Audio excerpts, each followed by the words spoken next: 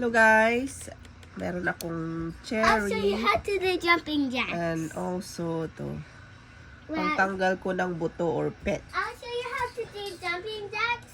Without these, mommy. Mommy. Tapos pag sinot mo siya dito, Mommy. yes, ilalabas yung, yes, Ri.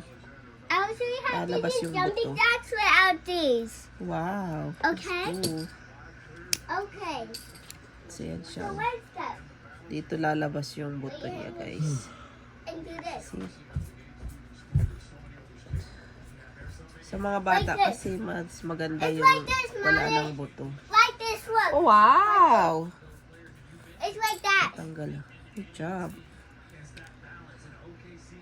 It's like that. Yeah.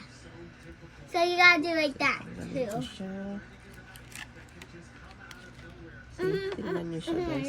Don't. Lalabas yung buto dyan. Yan yung cherries. So, ganun lang yung pagkain ng cherries. So, pag-remove ng, ng buto or pet. Pet. Ayun ko kung anong pronunciation ko dyan. P-I-T. Basta yun na yun. Pit. Pet. Pet. Is that pet? Pit. Pet. Pet daw, pet. Pit. Di siya pet. Pit.